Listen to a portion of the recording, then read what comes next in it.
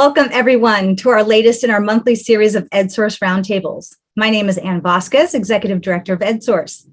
Study after study have shown that learning how to read is a gateway to academic development, but millions of California children, particularly those in low-income districts, are woefully behind in learning to read. Now, with a pandemic that will soon be entering its fourth school year, California's youngest learners are at risk of falling even further behind. Time is not on our side. The earlier the better, experts say, to lay the foundation of strong literacy. We have so much ground to cover today during our roundtable discussion. We'll talk about what works, what doesn't, and we'll talk about what's in store at the state level as California weighs massive funding increases and statewide goals. And lastly, EdSource would not be able to bring us all together for these types of events if it weren't for the support of our funders. I'd like to send a big thank you to the Heising Simons Foundation for making today's roundtable possible. Now for our introductions. First, I'd like to welcome to our panel Jamie Allardice, principal of Nystrom Elementary in West Contra Costa Unified School District. Please also welcome Becky Sullivan, Director of K-12 English Language Arts at the Sacramento County Office of Education, where she is in charge of the Expert Lead in Literacy Grant. Next, I'd like to introduce Mark Rosenbaum, who is Director of Public Counsel Opportunity Under Law, which aims to eliminate economic injustice.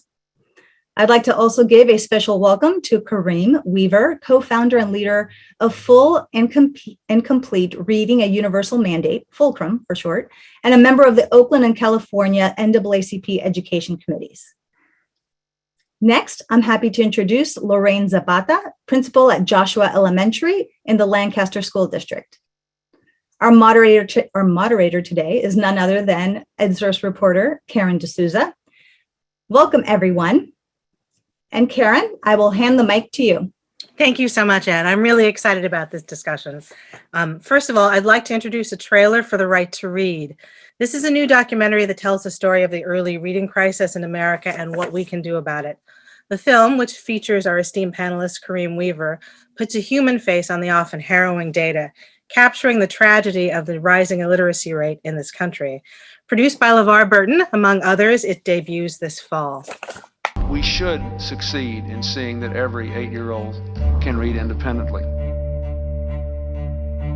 When I first started teaching in Oakland, there were 2 kids in my class of 35 who could read. Larry ran to the cab. A lot of people who struggle to read. Why aren't we screaming and yelling about this? In 35 years, we have gone backwards, not forwards.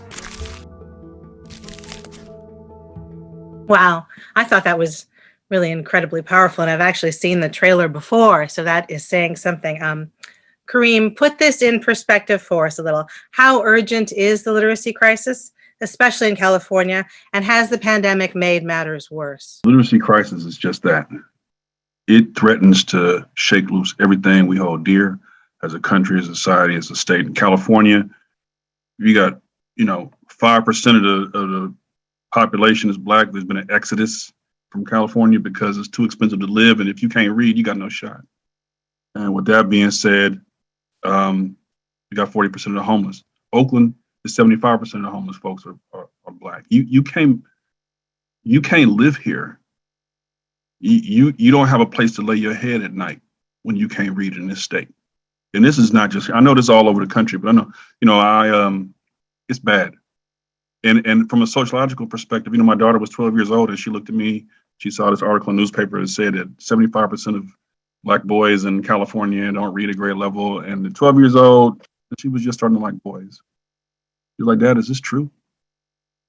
I know it may seem quaint, but she was thinking about the future. And what are the implications of this, for her and as a dad? And she was like, what are you doing about this? She's at 12. So all I can say is it's serious. It's not new. The pandemic has shined a light on it. So the pandemic hasn't helped, but we were able to kind of ignore things and go along just kind of doing school and we can't just do that anymore. So I think the pandemic was a flashlight for us to find out what's been going on in California for a long, long time. That's an excellent point. I mean, it's been such a quiet crisis for so long. Now, at least it's kind of a noisy crisis. Can you explain a little bit more about why do you see this as a social justice issue? So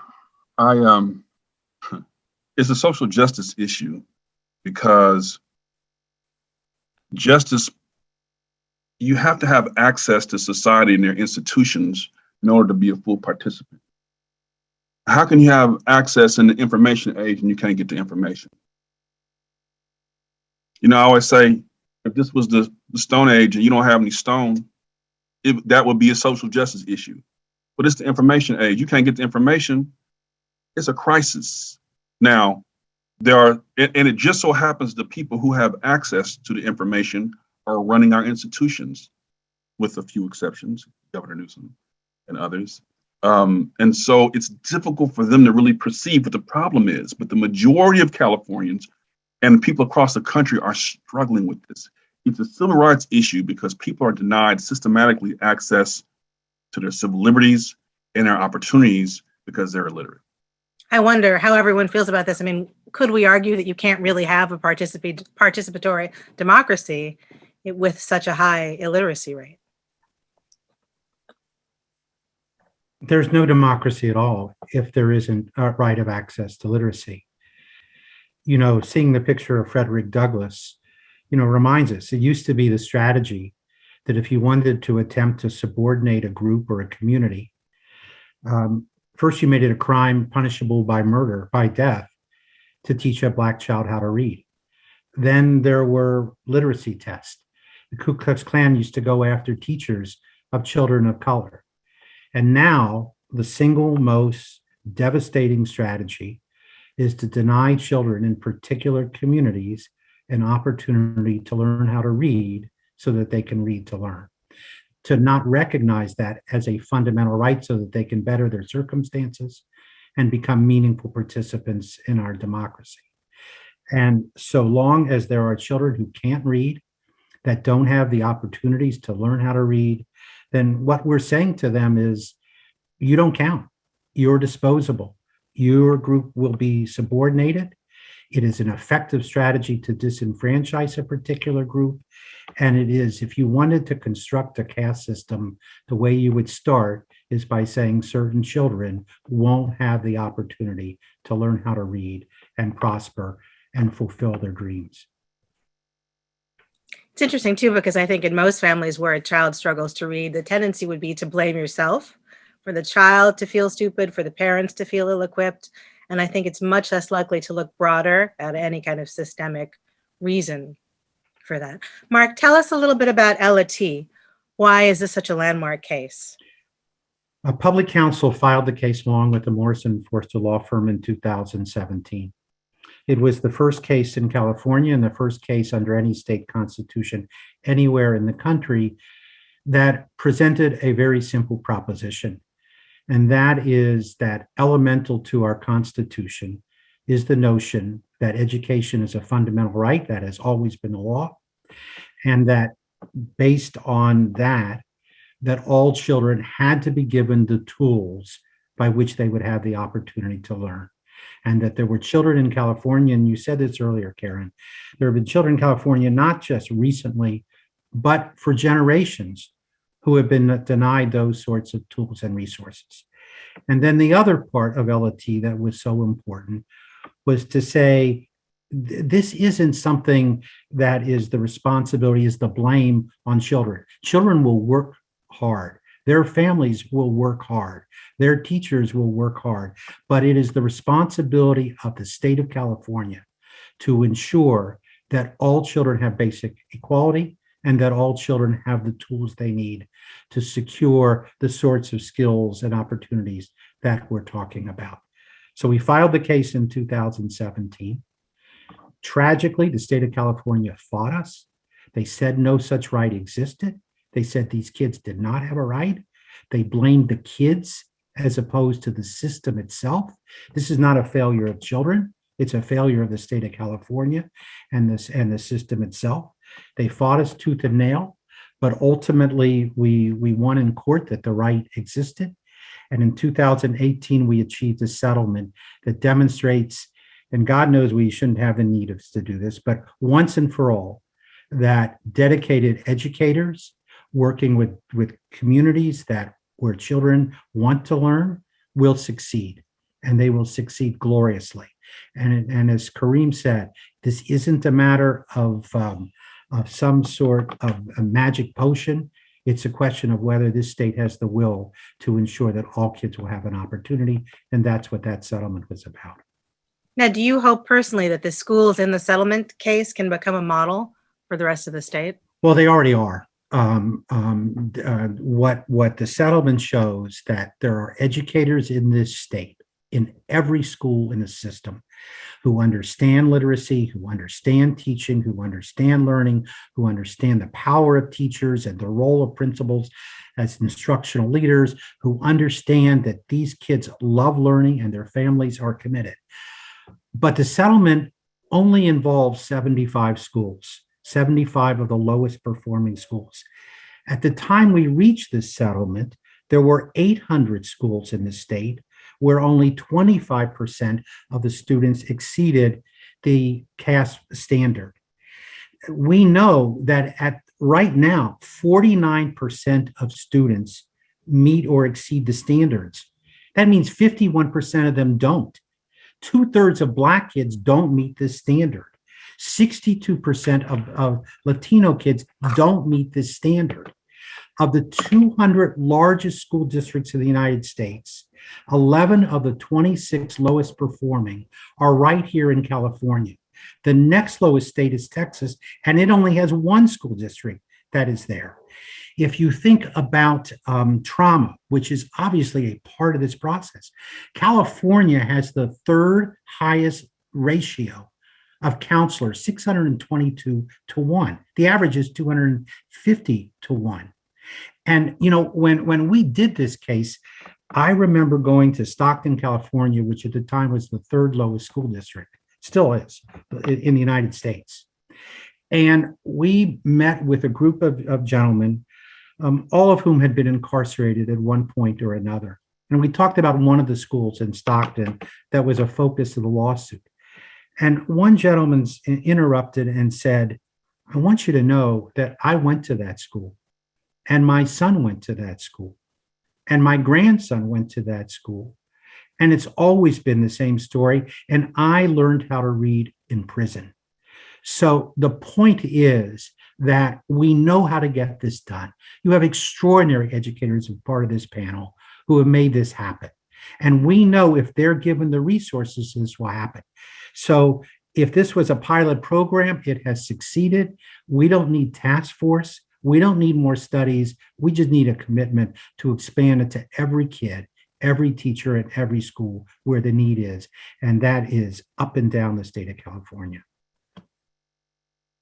Thank you for that, Mark. We certainly, I think none of us need another task force. Becky, tell us a little bit more about this project. What is the plan for working with these schools? Yeah, so the plan that we've created for the Early Literacy Support Block grant schools, so I'll call them the ELSB schools, came in part from the statute. And then we developed a 3-year comprehensive model that we're calling Systemic Instructional Capacity Building. And per the statute, the schools had to develop a literacy action plan that was based on a root cause analysis and a needs assessment. So in the first 6 months of the grant, which started a little over a year ago, we helped the schools develop their plans by introducing the science of reading to them that we'll talk about a lot in our hour together, knowing that we would go in depth this year and next year, but we wanted to get some common language out there among all the participants in the grant. And then we used their data and took them through a process to conduct a root cause analysis and then do a needs assessment. We created a template and a rubric for the literacy action plans. And I want to point out here that all of this is based on the site and district data and their needs and their context. We did not tell them what to do, what to buy, who to hire. We introduced them to a process and we are training them, giving them information. All of the plans were submitted on time. All of the plans passed. And now we're spending this year and next year pressing on that systemic instructional capacity building. And we are building their knowledge and capacity through monthly professional development for teachers, coaches, principals, grant leads, and site literacy teams. So everybody that is involved in this is getting the training. It cannot lie on the shoulders of just one group. We also have weekly technical assistance sessions, office hours, if you will, from that are hosted by curriculum specialists that we have on staff here at SCOE that are working hand in hand with grant leads and principals and coaches, teachers if they want. Everything that we're doing is all interconnected through Scarborough's Reading Rope. That is our foundational model for the project, as well as continuous improvement. And so the way we talk about it is that we are filling a knowledge gap and a process gap. And we're filling the process gap through a continuous improvement model. And so now that the sites and districts are implementing their plans, we are taking the site literacy teams through plan, do, study, act cycles in which they are studying their change ideas, bringing data back, making adjustments based on data, and continually refining their plans. So they're monitoring them and making adjustments. And the way that we're working on the knowledge gap is that we're grounding all of our work in two theoretical frameworks, the Simple View of Reading and Scarborough's Reading Rope. And the Simple View of Reading by Goff and Tumner has been empirically validated by over 150 scientific studies. And it shows us that reading comprehension, which is our goal, is not the sum, but rather the product of two components, which is word recognition and language comprehension. And if either of those is weak, then reading comprehension is diminished. And no amount of skill in one component can compensate for a lack of skill in the other component. And so while it's called the Simple View of Reading, it's actually not simple at all. And Scarborough's Reading Rope is really a visual metaphor for the development of skills over time. And it really mirrors the Simple View of Reading. And the word recognition strand of the rope needs to become increasingly automatic over time, and it's also taught to mastery. And the language comprehension side of the rope needs to become increasingly strategic over time. And we keep working on that really throughout our whole lives. But together, they work together to produce a skilled, proficient reader. And you cannot become a skilled, proficient reader without having both sides in place. And we're really pressing on that in our work with the sites and districts because it's not either or. You have to have both, and you have to pay attention to both. Thank you, Becky. That's actually really an excellent explanation of the science of reading, highly compressed and very impressive. That actually leads me to Lorraine and Jamie. I want to ask you guys, what have you learned from this training that you've received, and how has it changed how you view learning to read, if it has at all? Also, what progress are you seeing in your schools, and what changes have you made in terms of curriculum, strategy, best practices? Walk us through the process a little bit. You want to go first? You want me to? Fight it out. I think the real power of this ELSB work has been, it's not just about resources. I think we know that schools are under-resourced and underfunded, but the professional development, particularly last year, was really powerful for our team to go through. There were a lot of sessions. Teachers were doing them after teaching all day virtually. And then even still, our team would stay on Zoom and continue those conversations well after they ended. So I think that was something that made this really unique, was it just wasn't about the money. It was about the adult learning. And I think that gives me hope that even after the 3 years of this grant, that our staff will continue to carry the work forward.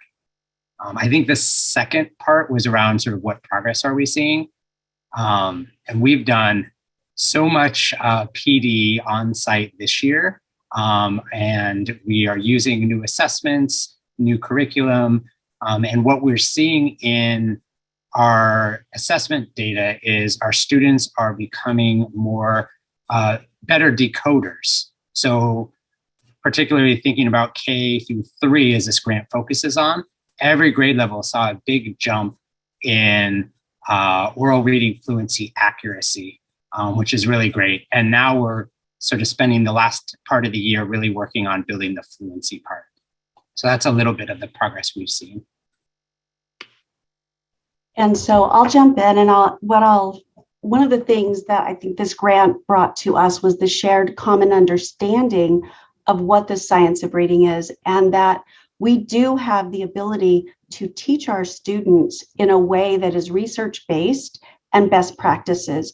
And I think the beauty of the training that we've had this year is that we have learned the module, and we come back, we implement we retrain, like what did we actually learn? And then we look for it in classrooms. And so that cyclical analysis of what it is we're doing with routines, that everybody is using the same routine, so that as our kids move or are going to the next year, it's not relearning the skill set, you're just activating their prior knowledge. You know, all of this for us was set on the premise of our CKH, which is capturing kids' hearts, and how we treat one another and how we believe in our students. We had been looking for how do we meet our students' needs, and we had started this process like 2 years prior to this grant, looking for answers, trying to figure out what to do. But through this, what we have learned is that it is a dance, and there are steps you're going to find that some kids have, and you're going to have other kids that are spinning because they're lacking skills, and you have to fill those in. And the science of reading and Scarborough's rope helps us do that. Our data at our school, our data is great cause for celebration, because we have seen growth, tremendous growth in grades K-3. And we are seeing that with consistency of teachers. The other piece that we added on, in addition to our grant, is PLC, professional learning communities. We all have them. Every Monday, our teachers plan literacy lessons around word recognition, because that's our focus this year. We kept our focus very narrow. And they're actually in process of gathering their own data. They automatically do it, so it's part of what they do when they're looking at, is this working, is it not working? It's not a guess. Every kid gets what they need, which is what equity is. It is exactly what we needed at our school, which has 98% low socioeconomic students that attend. Very diverse. So for us, reading is a civil right, and this is how we get to it. Thank you for that. There are a lot of questions being shared in the chat and in the Q&A. I did want to surface up one that has been coming up repeatedly, which is what can be done to promote literacy at the even earlier and younger ages, before kindergarten, so before they even enter school. I'm a parent of 2 kids. They're 5 years apart, and now they're in high school and middle school. But I recall very distinctly my daughter, who's the youngest, saw her older brother reading, and she was, this is the summer before kindergarten, and she was really worried she couldn't read. So we spent the whole summer reading the exact same little simple book so that she could memorize it and feel confident that she could read and feel comfortable. That was at least our strategy, right? But what are some of the strategies? Clearly, parents are key, and what's happening in the home, but would love to hear from the group and from the panel about some ideas. Yeah, so I'll jump in here and say that the Preschool Learning Foundations, published by the California Department of Education, as well as the Preschool Learning Framework, I can't quite remember the name, but there's 2 documents that are companions to each other. And there is a language and literacy strand in there. And the way that it's laid out is by age ranges, and that would be a great place to start. Certainly, building students' oral language is also great, because that language comprehension side of the rope begins as oral language development. If you are working on learning more than one language, if you plan on becoming multi-literate or having your children become multi-literate, the gold standard really would be to begin that process in preschool as well, starting with that oral language development. Phonemic awareness is also very, very important in young children, playing with language. And that happens naturally when we sing, when we read to them aloud, when we play word games with them. All of that helps to grow their oral language capacity, playing around with language. I'll let some other people jump in. I would just like to say that at one of our ELSB trainings, we were actually trained in what would we tell our parents. And one of the things that we did was model, how do you read a book? Because reading and looking at pictures and enjoying the story, back in the day, we had storytelling and our parents would tell us stories and look at pictures. And that play and that reading to your child with love and enthusiasm is part of what helps their oral language and helps them gain vocabulary so that when they get into kindergarten and first grade, they have a great vocabulary and they have a great background knowledge, which helps us in the upper side of the rope as well. I'd like to echo that. I think probably the best thing, in my very limited understanding of the subject, is if your kid associates reading with love, with being on your lap and having a great time, I think you've got half the battle. But before you can get to the place where there are some struggling students in KN1 where reading has become a matter of stress, something they feel frustrated about, like get to it way before then, that they know they love books. And it's not really about school, it's about themselves and their personal identity. Anybody else want to chime in on what parents could do? I will say, jumping off that point, Karen, that you're talking about, I mean, not just what can be done for the kids, but what can be done for the parents. I think, Lorraine, you were touching on that, but really, if the parents are struggling at home, how can the children learn to love reading if their parents are uncomfortable with it? And so what are some of the strategies there and possibilities?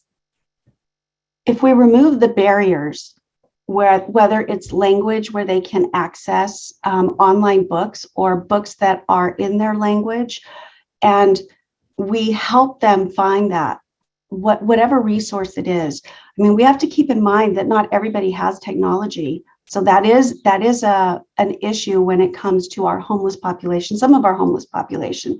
And so, but I think it's figuring out how schools can remove barriers to parents accessing the books and making sure that we have that strong triangle of parent, community, and school with the child in the middle to make sure that their needs are being met. And so those barriers come with community centers or maybe a library partnership, but it has to be easy access for our parents because it has to be a safe place where they're welcomed and, hey, come on in, we've got this together and it's okay. And that involves risk-taking as well. I'd like to broaden that a tiny bit just to teachers as well. I mean, Becky, Lorraine, how important is it that teachers are trained in the science of reading?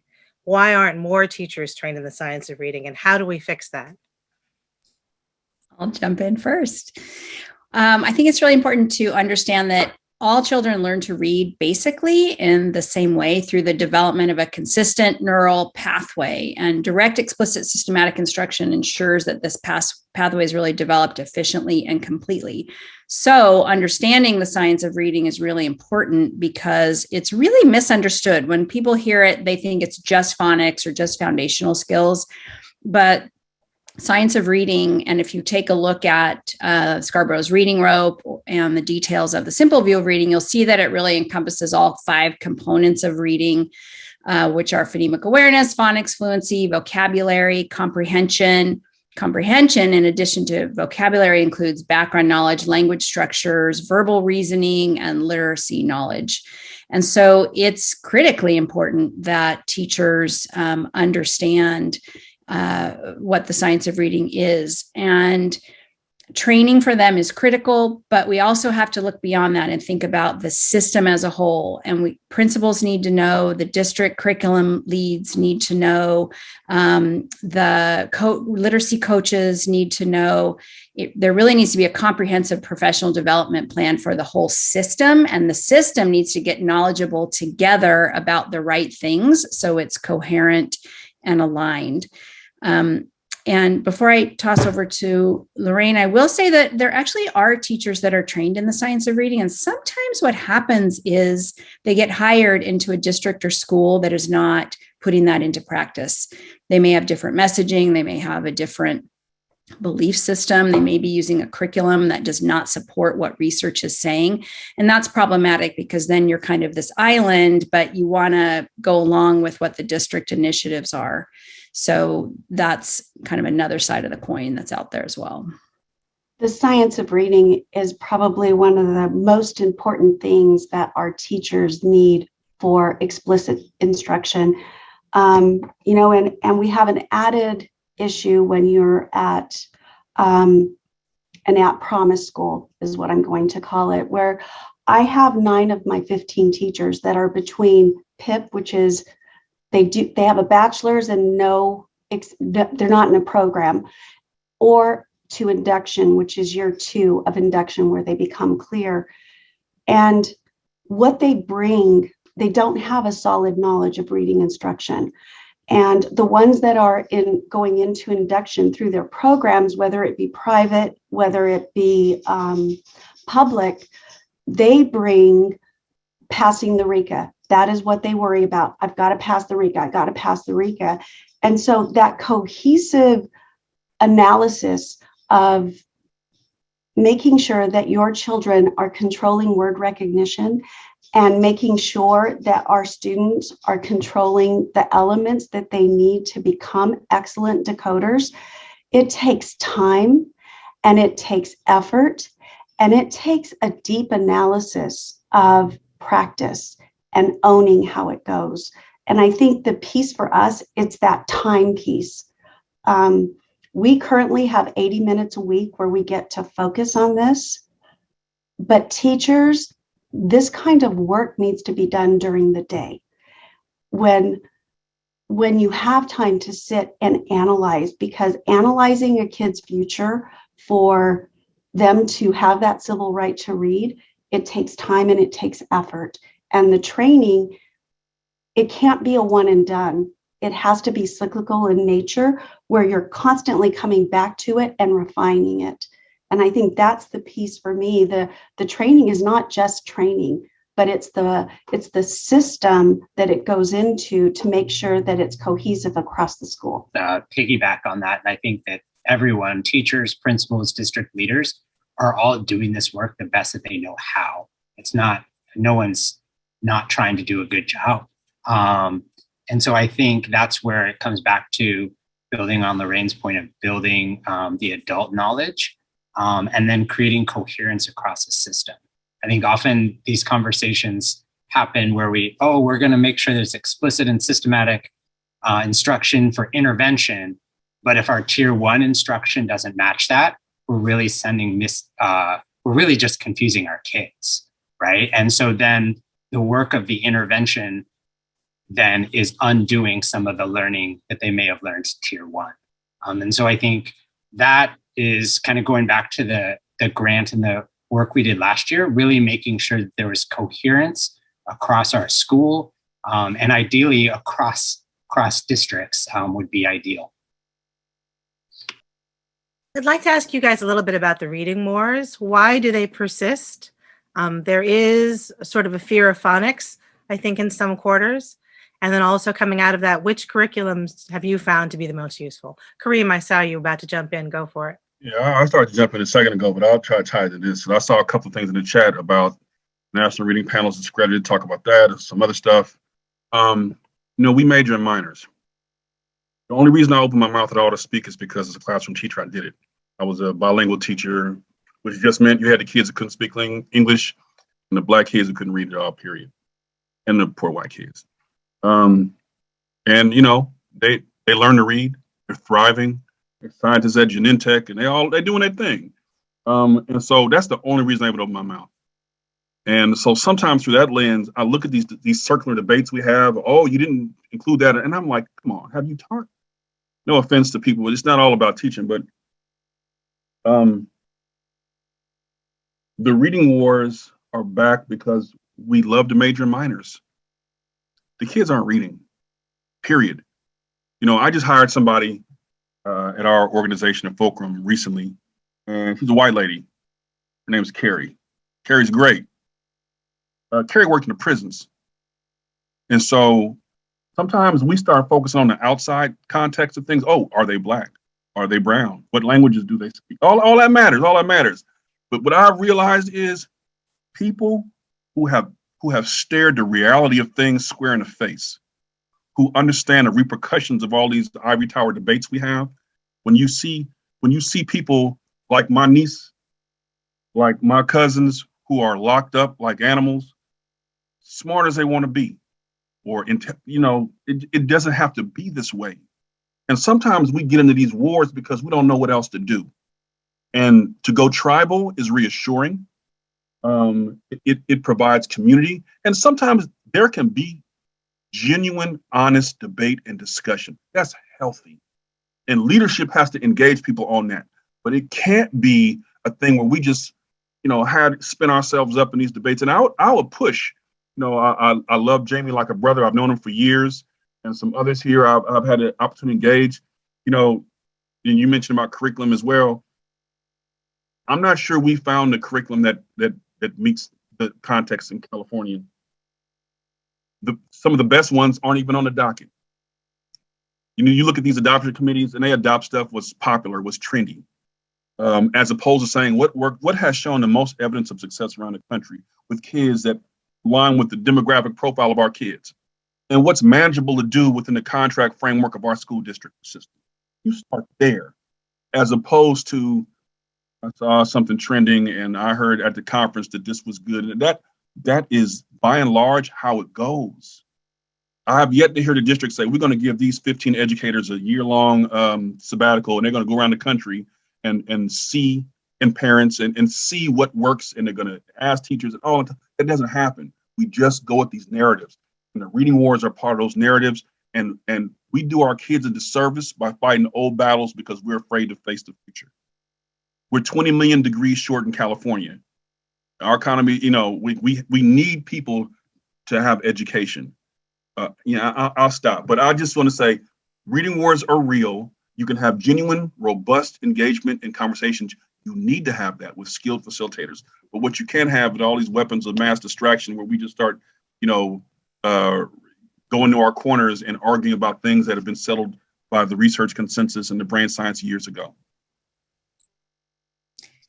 I'll jump in on that too. We really have this implementation gap from research to practice. And in the research science community, how kids learn how to read is settled science. It's settled science. And so we have this big implementation gap in getting it into the classrooms. At our very first session with the ELSB school, so a year ago, January, we introduced Scarborough's Reading Rope, and we had a participant when they filled out the feedback form. She said, I've been teaching 27 years, and this is the first time I've ever heard of this. Where has this been? 27 years, and really hardworking, wants her kids to succeed, but maybe working hard in not an efficient, and not in the most efficient way. So in terms of curriculum, so long. I mean, Marion Joseph was fighting for phonics instruction in the 80s. Right. I believe, right? So a lot of it is just people's belief systems, really. When it comes to curriculum, there are a lot of good curriculums out there. And yes, we have an adoption process in California. I was on the curriculum commission for 4 years. I think I've facilitated 9 instructional adoptions in the state for the state board. And so there's publishers' criteria, and it's a whole process following Title V regulations. And so we have adopted programs, but schools can choose to use different programs if they go through a comparable process in adopting them. And there is not a one size fits all or magic bullet curriculum. There are really good ones out there. And so you have to think about the needs of your students in your district. And sometimes you have to supplement. I won't name names, but there's a pretty good curriculum out there that's even better when you replace the foundational skills component with a better supplemental program. So you have to just find what's going to work for you, and you got to look at your data. You have to look at your data, and you have to make those adjustments so that you're trending in the right direction. You know, if I could add to this, this is very moving, what all of you are saying. I think I can say with certainty, though, that the Beckys and the Lorraines and the Kareems and the Jamies, you are replicated throughout the state of California. There are others who know these truths and who are committed to these truths. And I think what Kareem said, hits it right on the button. And that is, we're either committed to this or we're not. There's a science of reading. There's not a science of caring.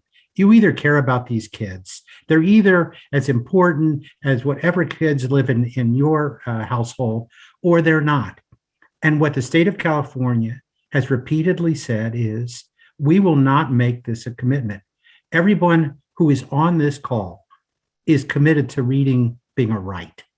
But that means it has to be treated as a right, something that belongs to every child, not when they enter K, but as soon as they're born. That is part of the process. And we've had enough of task forces and reforms du jour and the newest fad. This is about saying we will do whatever it takes to make sure. It was heartbreaking when I heard Jamie say a moment ago that this grant is only for 3 years. It is only for 3 years. That was the best that we could get in the settlement. That makes no sense if you care about kids. I wouldn't say about my kids, I will do what you need for 3 years, and then we'll do the best we can afterwards. These schools, these educators need what they need forever. And it's not just K through 12. It's pre-K to as far as you go. And it's also the ed schools in terms of the training they need. We don't have the teachers and the counselors and the principals getting what they require. And if this governor and this state is serious about treating this as a right, then they ought to say so and do whatever it cares. If the problem isn't money, the issue is kids and how much we care about these kids. Look, even if you didn't care about kids, it costs more not to educate children than it does to educate children properly. And we're either committed to that as a principle or we're not.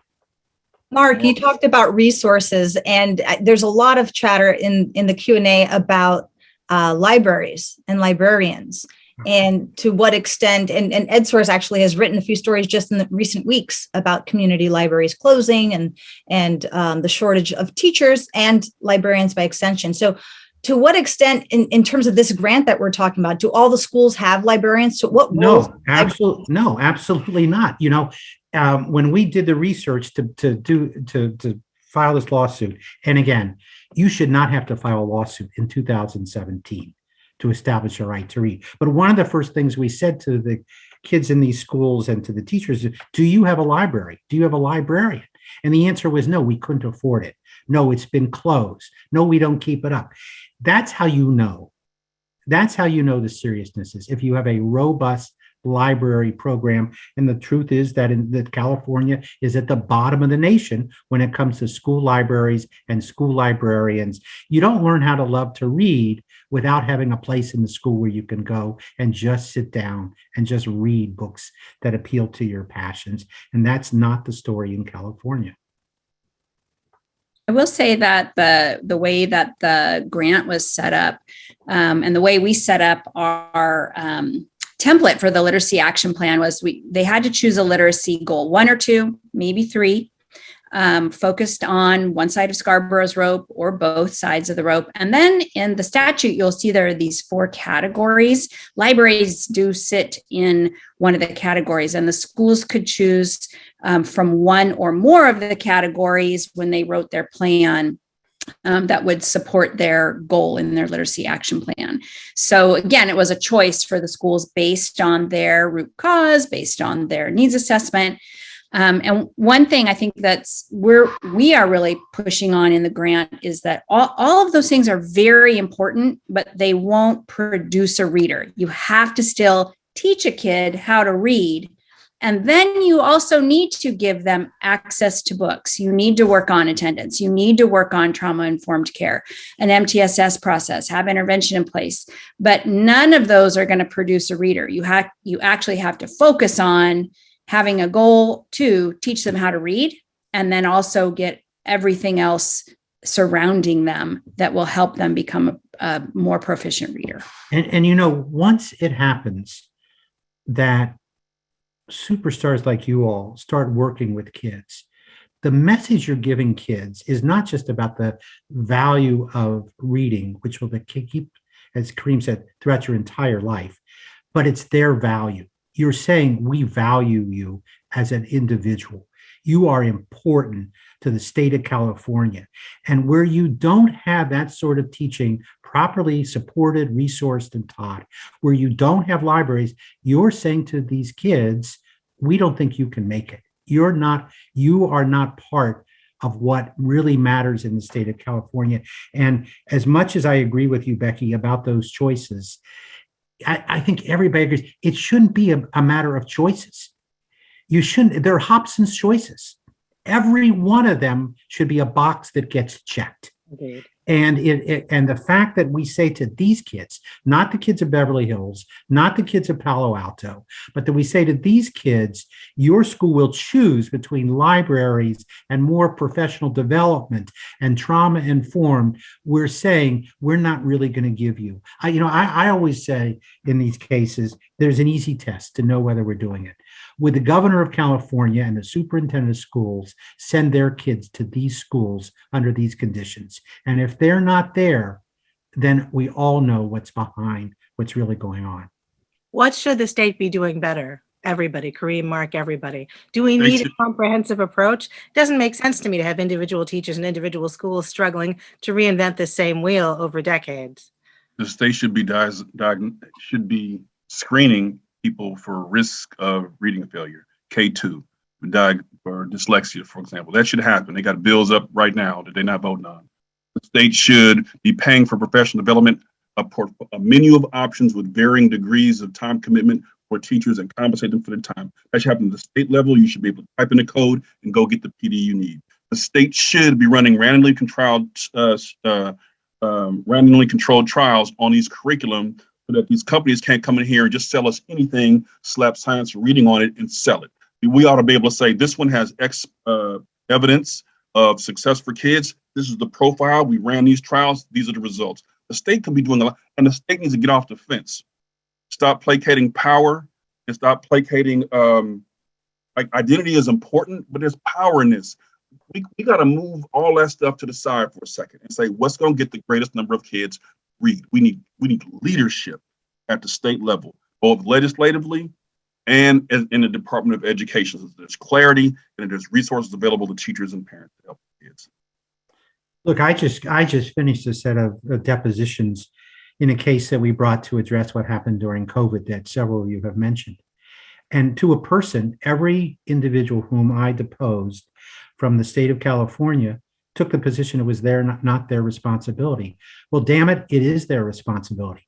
And whatever everyone here is saying about the scope of the crisis, we know two things. We know it's a preventable crisis, and we know that wherever that crisis was at, COVID compounded it over and over again. When you talk about a digital divide, that is just a polite way of saying that we're not ensuring that all kids have what they need. Why, when the pandemic occurred, didn't every child have the sort of access we're talking to connectivity? 1/6 of these kids' academic careers was spent in not receiving any education. not bad education, not weak education, not evidence-based education, but no education whatsoever. And the state, if there's forest fires in Mill Valley, we do everything we can to rebuild those houses. We do everything that we do to put those fires out. Well, this is a crisis that dwarfs what those wildfires are about. And the state of California is not saying we're responsible, we're committed, and these kids and these extraordinary educators will get what they need. I mean, teachers are burning out from what they have to go through. We're losing teachers, good teachers, potential great teachers every day. And the state has got to say that is our responsibility. And the teachers and the educators are the most important workers in the state. And we will do whatever it takes to make sure that they're in the classroom, making sure that our kids get an opportunity to learn how to read. Some are asking in our audience, so is there, what other state, where else are they doing it right or doing it better?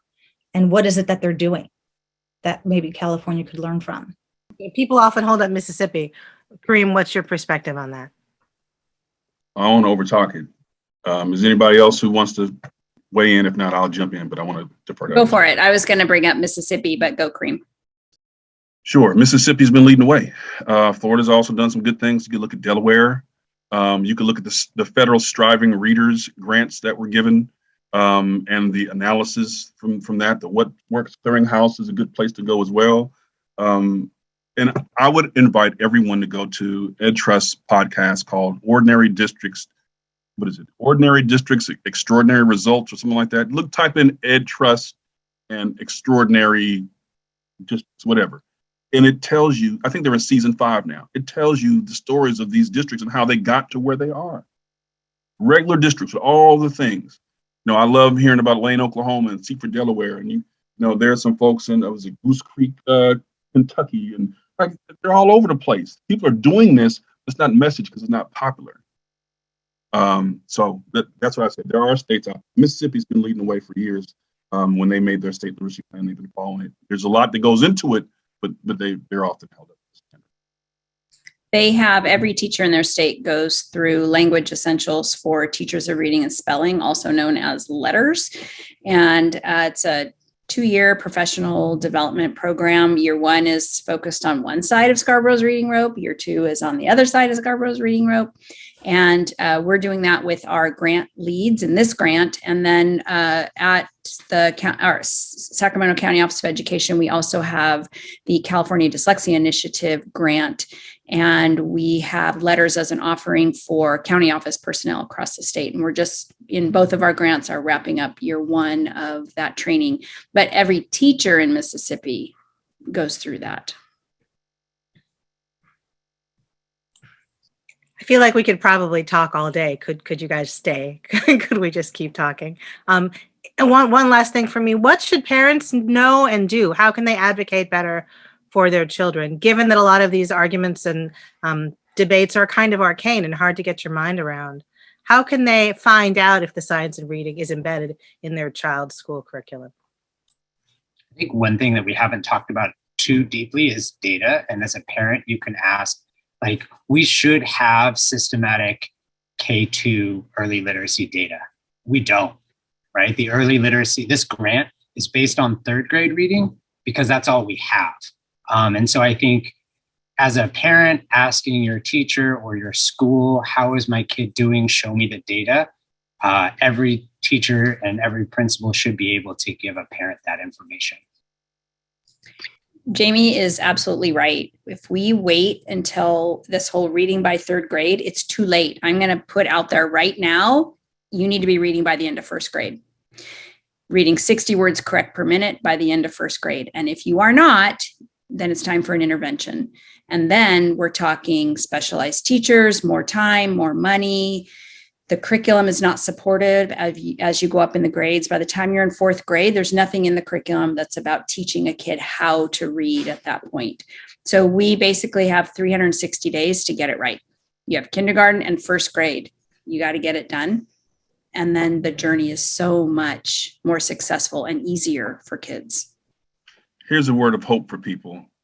We just came back from taking the NAACP in Oakland. Now, I'm not on the California NAACP anymore. You can only do so much. The Oakland NAACP, we went up to Red Bluff to see this intervention program. They were teaching kids. They had tutors, and the teachers were on board, and the principal and the superintendent. Everybody was aligned. There was a young girl there who hadn't been to school before, third grade. Never been to school. And there she was reading paragraphs. She started in January. Paragraphs. So the intervention program they used had leveraged the science of reading. There's stuff out there that can work and that can buy you time to get your folks skilled up. Teachers are not like octopuses, like all over the place. You got to give them time. You got to have a curriculum that works. Look at what the American Federation of Teachers put out on effective reading programs. You got to have something that works, and you need a safety net underneath them that can catch them in the meantime and between time. But just a word of encouragement that it can be done, even in the rural environments, poor, whatever the contexts are. Our kids can do it. There's no reason to have to screen them in prison because we're not screening them in K-12. We can do this. Well, I appreciate everyone's time today. I think we probably have a record number of questions that not only were asked, but also answered in our chat room. So thank you very much to our audience for being so engaged on such an important topic. Thank you to each of our panelists for what you've contributed to this conversation. As Karen said, we can go on, and we probably will go on. And EdSource will continue to write about this, and will continue to host others to talk about early literacy. And I would also really like to thank our supporters and the Heising Simons Foundation for making today's conversation possible. Thank you, everyone, for a wonderful conversation. Have a great rest of your day and rest of your week. Thanks, everybody.